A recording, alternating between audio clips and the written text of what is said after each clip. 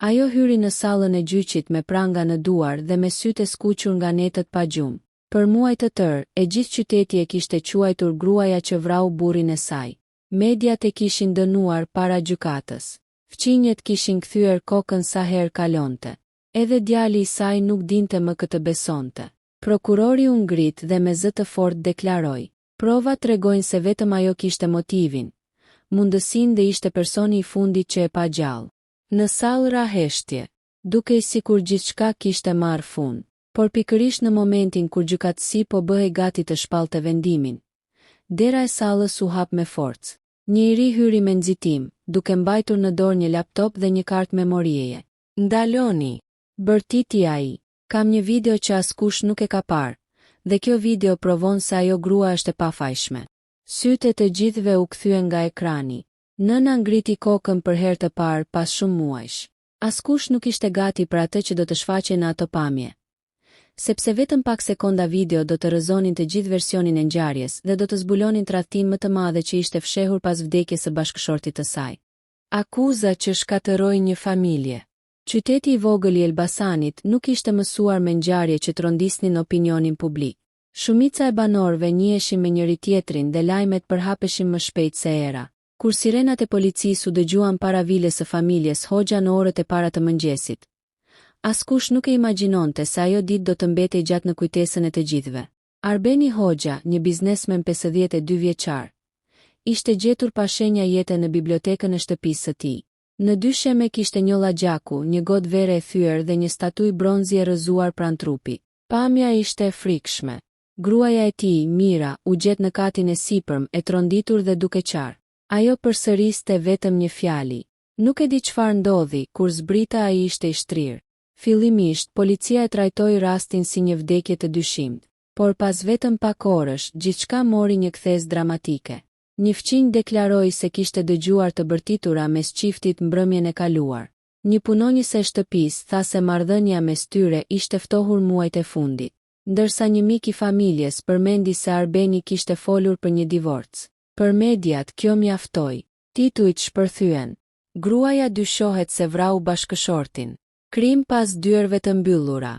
Pasuria milionëshe në qendër të konfliktit. Brenda një dite, emri i Mirës ishte në çdo ekran televiziv. Në komisariat hetuesi kryesor, Ilir Dema, vendosi mbi tavolinë fotografitë e vendit të ngjarjes. "Mira Hoxha", tha ai me qetësi, "na trego saktësisht çfarë ndodhi mbrëm."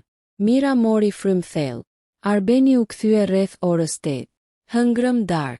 Ishte i lodhur dhe tha se do të punonte në bibliotekë. Unë shkova në dhomën e gjumit për të lexuar. Nuk dëgjova asgjë. Po zënka. Nuk u grindëm.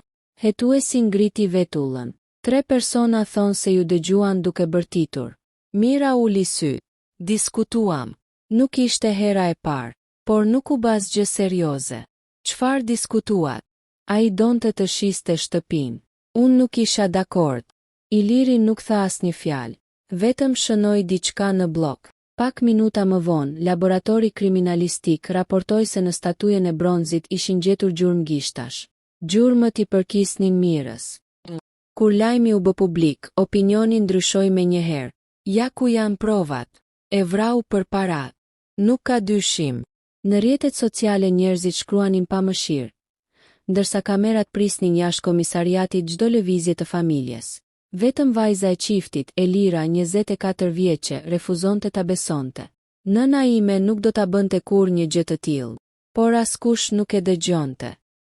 2 ditë më vonë, gjykata vendosi masën e arrestit. Kur policët i vendosën prangat Mirës, ajo nuk rezistoi. Vetëm u kthye nga vajza. Kur mos humb besimin tek unë. Elira shpërtheu në lot. Nën, do ta provojmë të vërtetën. Në cep të sallës qëndronte avokati i familjes, Adrian Kola. Ndryshe nga të tjerët, ai nuk duke i bindur për fajsinë e klientes së tij. Diçka nuk përputhej. Raporti mjekoligjor tregonte se Arbeni kishte ndërruar jetë rreth orës 22:15, por telefoni i tij kishte regjistruar një hyrje në sistem në orën 22:41. Kush e kishte përdorur telefonin pas vdekjes? Dhe pse askush nuk po e përmendte këtë detaj? Adriani kërkoi pamjet e kamerave të sigurisë përreth lagjes. Përgjigjja ishte befasuese. Kamera kryesore e rrugës kishte qenë jashtë funksionit pikërisht atë natë. Rastësi. Ai nuk e besonte. Në dosjen e hetimit kishte gjithnjë më shumë boshëllëqe se sa përgjigje, ndërsa të gjithë po përgatiteshin ta shpallnin mirën fajtore. Dikush tjetër po bënte gjithçka për të fshehur një sekret që nëse zbulohej do të rrëzonte të gjithë çështjen. Sekretet që filluan të dalin në dritë. 3 javë kaluan me një ritëm të ngadalt për mirën. Çdo mëngjes zgjohej në qelinë e ftohtë të paraburgimit duke shpresuar se dikush do t'i thoshte se gjithçka kishte qenë një keqkuptim, por çdo ditë ishte njësoj. Hapat e rojeve në korridor, zhurma e dyerve metalike dhe heshtja e gjatë që e detyronte të rikthente në mendje natën kur humbi bashkëshortin. Në anën tjetër të qytetit, avokati Adrian Kola nuk ishte ndalur asnjë ditë. Sa më shumë lexonte dosjen, aq më shumë bindej se diçka nuk shkonte. Në raportin kriminalistik thuhej se arma e dyshuar, statuja prej bronzi, mbante gjurmët e mirës. Por askush nuk ishte shpjeguar pse në të nuk ishte gjetur pothuajse asnjë gjurmë gjaku. Nëse statuja kishte shkaktuar goditjen fatale, ajo duhej të kishte më shumë prova biologjike. Kjo nuk ka logjik, murmuriti Adriani ndërsa shfletonte dokumentet. Ai vendosi të vizitonte shtëpinë ku kishte ndodhur tragjedia. Vila ishte ende rrethuar me shirita policie. Me lejen e gjykatës, Adriani hyri bashkë me një ekspert privat të kriminalistikës. Biblioteka dukej pothuajse njësoj si në fotografitë e dosjes. Raftet me libra ishin në vend. Tryeza e punës ishte bosh. Vetëm një karrige rrëzuar në cep të dhomës dukej se nuk ishte prekur. Eksperti u ul pranë saj. Shiko këtu. Në parket kishte disa gërvishtje të gjata. Këto nuk janë bërë nga statuja, tha ai. Duken si shenja të tërheqjes së një objekti të rënd. Adriani u përkul. Ndoshta trupi është lëvizur. Eksperti ngriti kokën. Nëse kjo është e vërtet, atëherë vendi i ngjarjes është ndryshuar para mbërritjes së policisë. Kjo do të ndryshonte gjithçka. Ndërkohë, Elira vazhdonte të kërkonte përgjigje. Ajo hapi zyrën e të atit për herë të parë pas funeralit. Në raftet e mbushura me dosje financiare gjeti diçka që nuk e kishte parë kurrë. Një kasaforte vogël ishte lënë gjysmë e hapur. Brenda kishte vetëm disa dokumente. Mungonte pjesa më e madhe e tyre. Por në fund të kasafortës ishte një zarf. Mbi të shkruhej me dorën e Arbenit. Nëse po e lexon këtë, do të thotë se diçka nuk ka shkuar siç duhet. Elira ndjeu zemrën t'i rrihte fort. Ajo e hapi me kujdes. Brenda ishte vetëm një letër. Kam zbuluar se dikush nga njerëzit që kam besuar prej vitesh po më tradhton. Nëse më ndodh diçka, mos beso gjithçka që do të dëgjosh. Nuk kishte emër. Nuk kishte asnjë shpjegim tjetër. Por ishte e qartë se Arbeni kishte frikë. Po atë mbrëmje, Elira ja tregoi letrën Adrianit. Ai e lexoi disa herë. Ky dokument nuk provon asgjë në gjykat, tha ai, por tregon se Arbeni priste rrezik. A mendon se dikush e vrau? Nuk e di ende. Po nëna ime. Adriani e pa drejt në sy. Për herë të parë mund të them se nuk besoj se ajo është personi që kërkojmë. Për Elirën, ato fjalë ishin shpresa e parë pas javësh të tëra. Ndërkohë, prokuroria vazhdonte të ndërtonte çështjen. Në konferencat për shtyp flitej për motive financiare. Gazetat shkruanin se Mira do të përfitonte një pasuri të madhe. Por Adriani vendosi të kontrollonte testamentin. Kur e lexoi, mbeti i habitur. Në rast të vdekjes së Arbenit, pjesa më e madhe e pasurisë nuk i kalonte Mirës. Ajo ndahej mes fondacionit bamirës të Arbenit dhe 2 fëmijëve. Mira përfitonte shumë më pak se sa pretendonin mediat. Kjo rrëzon motivin kryesor të prokurorisë, tha ai. Një ditë më vonë, Adriani mori një telefonat anonime. Zëri ishte i deformuar. Nëse doni të zbuloni të vërtetën, kontrolloni magazinën e vjetër pranë fabrikës së tullave. Me kë po flas? Telefonata u ndërpre. Pa humbur kohë, Adriani dhe eksperti u nisën drejt adresës. Magazina ishte e braktisur. Pluhur kudo. Dritare të thyera. Në një cep gjetën disa kuti kartoni të lagura. Brenda njërës prej tyre ndodhej një server i vogël për ruajtjen e të dhënave. Eksperti e mori me kujdes. Nuk e dim nëse funksionon. E marrim. Pas disa orësh pune në laborator privat, serveri u ndez. Në ekran u shfaqen qindra skedar. Shumica ishin kopje rezervë të kamerave të sigurisë së biznesit të Arbenit, por një dosje kishte emrin Privato me Backu. Adriani ndjeu një emocion të fortë. Ky mund të jetë qelësi. Kur hapën dosjen, zbuluan se shumë skedar ishin dëmtuar. Disa nuk hapeshin fare, por njëri prej tyre kishte mbetur I paprekur. Data përkonte pikërisht me natën e vrasjes. Ata provuan ta hapnin. Skedari nisi të ngarkohej. Pas pak sekondash ekrani u bë I zi. Pastaj u shfaq një korridor I shtëpisë. Pamja zgjati vetëm 5 sekonda dhe u ndërpre. Mund ta rikuperosh, pyeti Adriani. Eksperti buzëqeshi lehtë. Nëse pjesa tjetër ekziston ende, po. Ndërsa ata punonin për rikuperimin e videos, dikush po I vëzhgonte nga jashtë ndërtesës. Një makinë e zezë ishte ndalur në anë të rrugës. Shoferi bëri një telefonat të shkurtër. Ata e kanë gjetur serverin. Nga ana tjetër e linjës erdhi vetëm një përgjigje. Sigurohu që ajo video të mos arrijë kurrë në sallën e gjyqit. Adriani nuk e dinte ende se ishte vetëm disa ditë larg zbulimit që do të ndryshonte fatin e Mirës. Por në të njëjtën kohë, dikush ishte I gatshëm të bënte gjithçka për ta ndalur. Videoja që askush nuk duhej ta shihte. Mëngjesi I seancës së parë gjyqësore erdhi më shpejt se sa e priste Mira. Policët I vendosën prangat dhe e shoqëruan drejt gjykatës. Jashtë ndërtesës ishin mbledhur gazetar, kamera televizive dhe dhjetëra qytetar që prisnin ta shihnin gruan për të cilën flitej prej javësh. Ja ku është? Ajo që vrau burrin. Thirrjet e turmës e shoqëronin në çdo hap. Mira nuk ngriti kokën. Ajo ecte ngadalë duke mbajtur vetëm një shpresë, se Adriani nuk do ta kishte humbur besimin. Brenda sallës së gjyqit mbretëronte një heshtje e rëndë. Gjykatësi hapi seancën dhe prokurori nisi të paraqiste provat.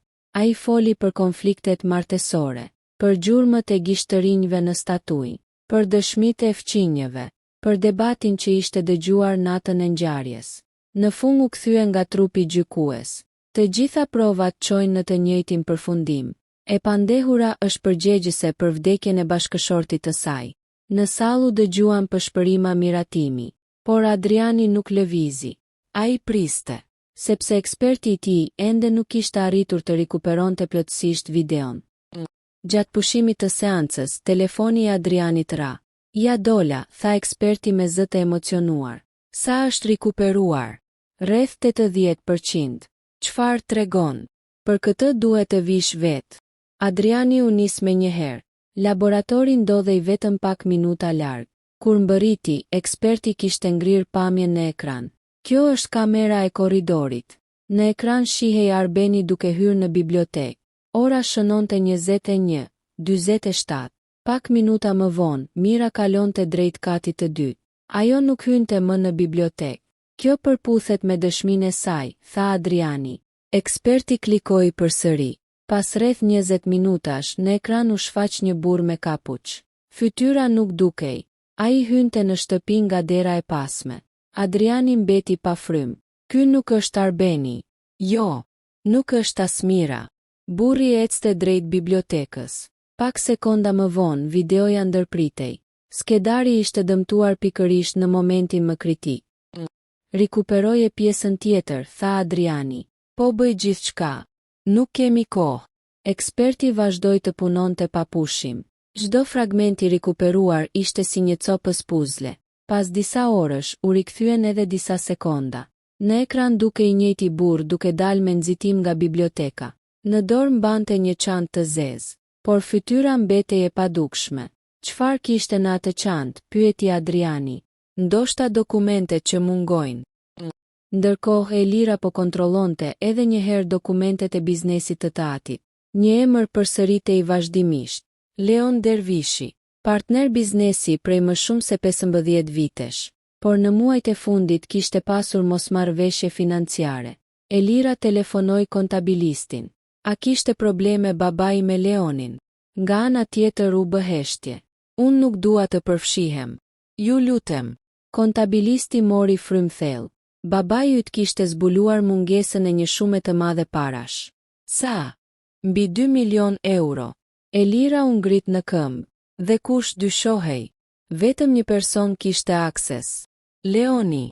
Nuk mund ta them në telefon. Telefonata u mbyll.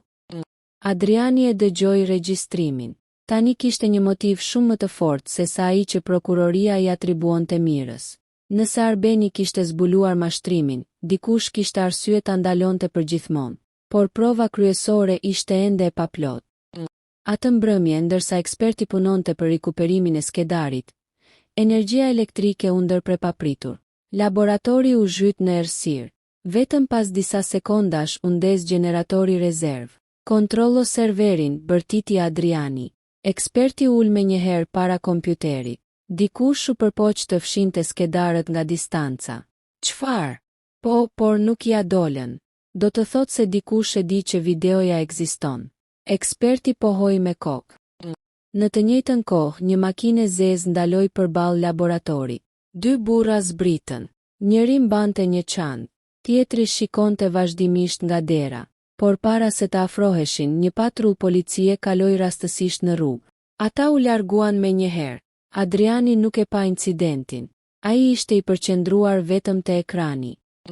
Në orët e para të mëngjesit, eksperti buzëqeshi. Mendoj se e kemi. Ai shtypi butonin play. Pamja vazhdoi përtej vendit ku ishte ndërprer më parë. Në bibliotekë shihej qartë burri me kapuç duke u përballur me Arbenin. Ata debatonin me gjeste të forta. Arbeni nxori një dosje nga sirtari. Burri tentoi t'ia merrte. Filloi një përleshje. Në rëmuj, Arbeni u përplas me tavolinën dhe ra në dysheme. Burri u afrua, kontrolloi pulsin dhe u largua me nxitim, duke marrë çantën dhe dosjen.